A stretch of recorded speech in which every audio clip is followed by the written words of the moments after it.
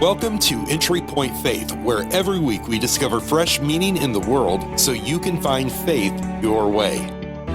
And now, please welcome your host, Pastor Nancy Lafferty.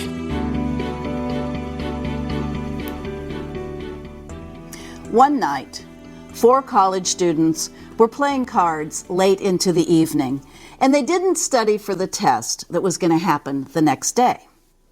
In the morning, they thought of a plan.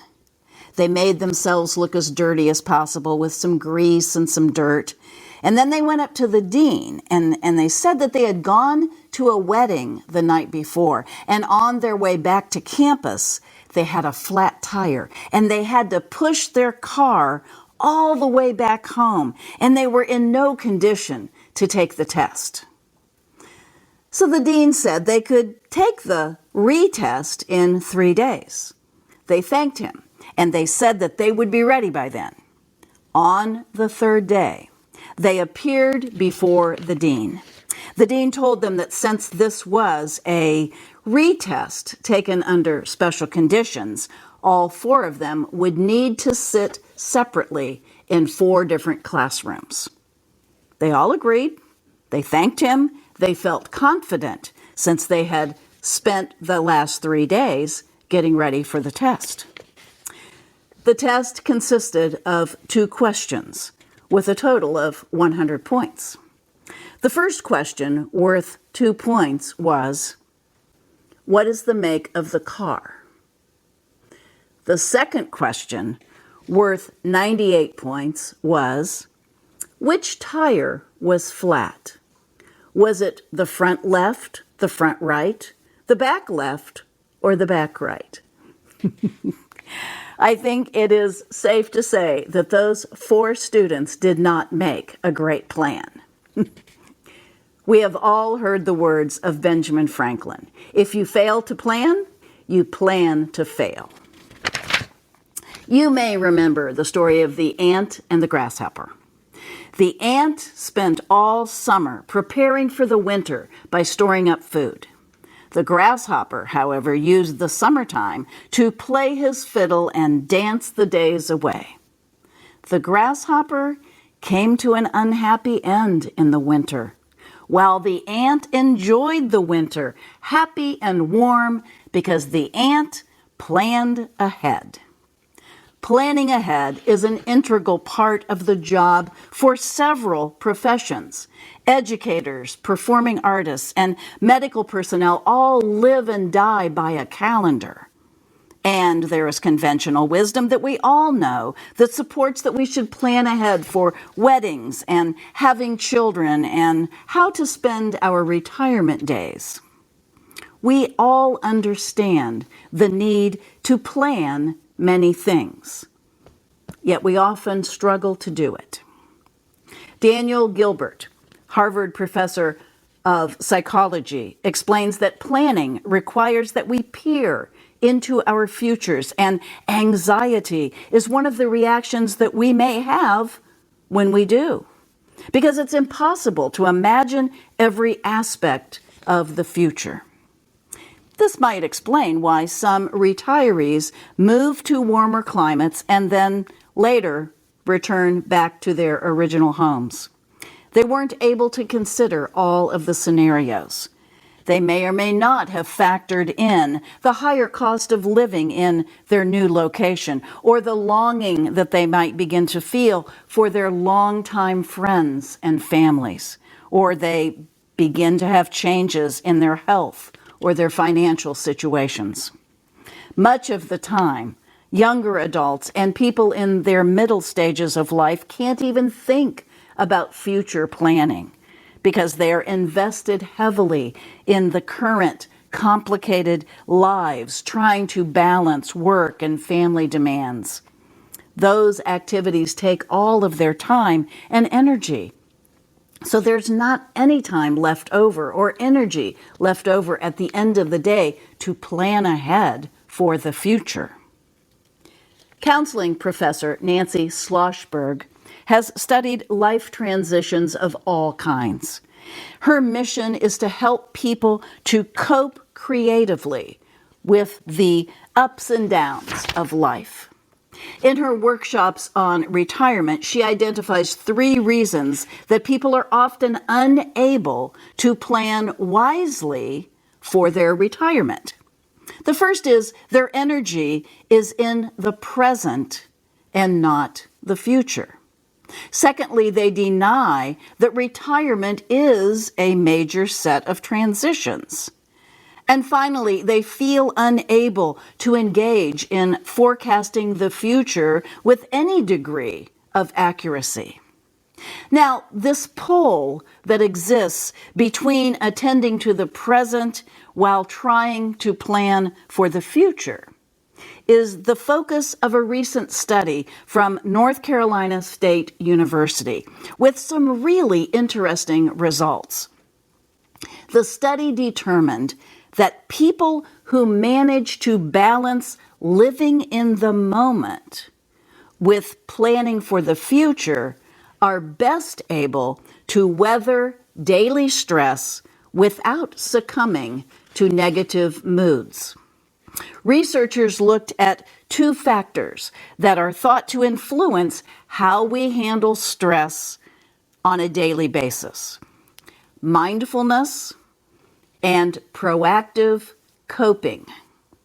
Mindfulness is when people are centered and living in the moment rather than dwelling in the past or worrying about the future. Proactive coping is when people engage in planning to reduce the likelihood of future stress. The North Carolina research reveals that a combination of proactive coping and high mindfulness resulted in study participants of all ages being more resilient against daily stressors. Another powerful strategy for planning is offered by business analyst Jeffrey Ramos.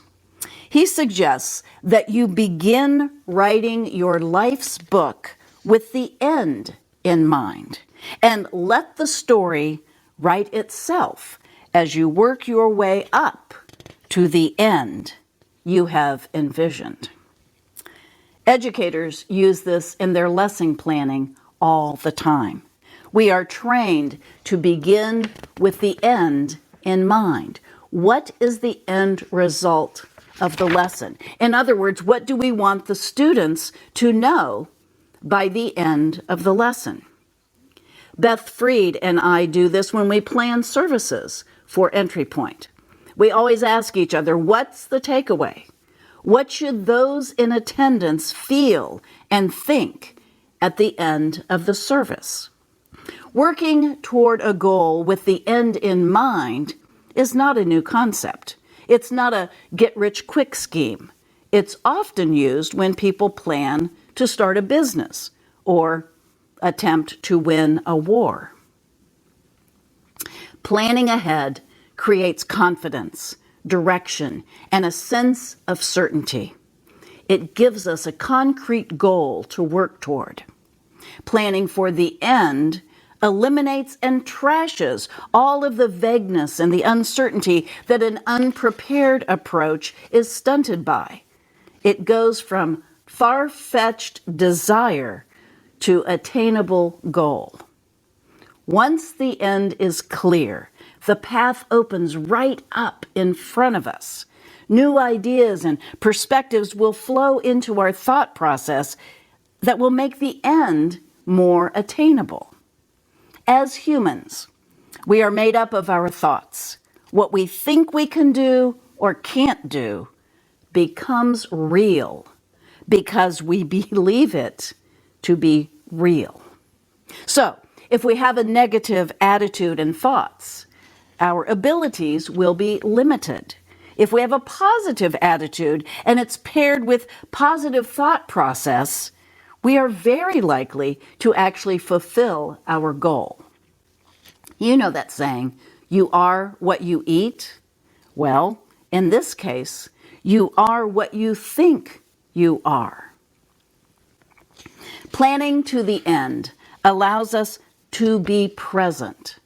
Ironically, once we have the end goal in sight, we can relax a little bit and we can go back to focusing on the present experience of life. Here's why.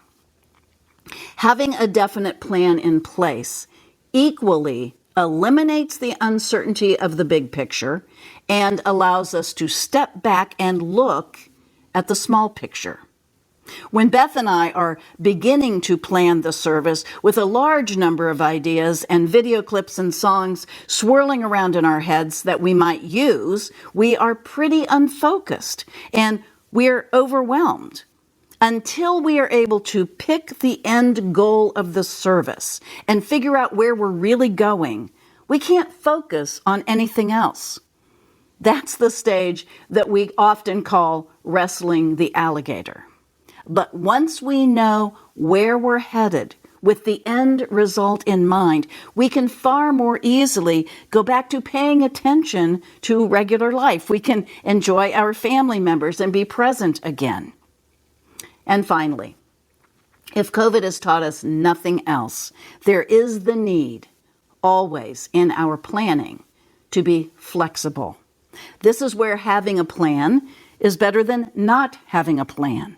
There's a big difference between a slight alteration and a big modification of a plan. Every one of us has had to modify schedules, vacation plans, and hotel stays. Some of us have even had greater modifications needed.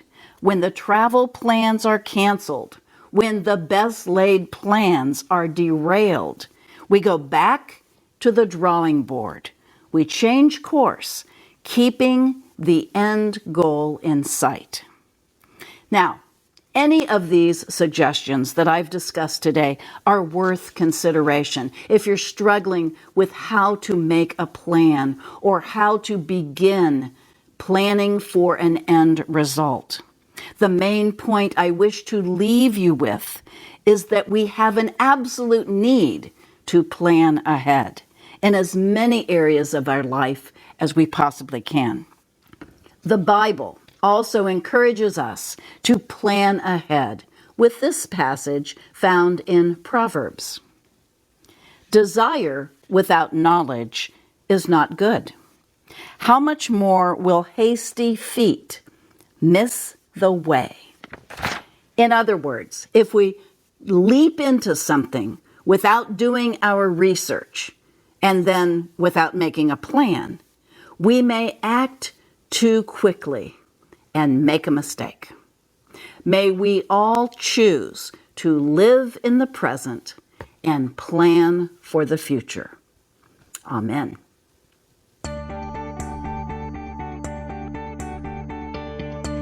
Thanks for joining us this week on Entry Point Faith. The Entry Point Faith community meets every other Sunday at Connor Prairie in Fishers, Indiana. For more information or to join in person, visit entrypointonline.org. Entry Point Faith is a part of the Switchpoint Media Network. Find a variety of podcasts by visiting switchpoint.media.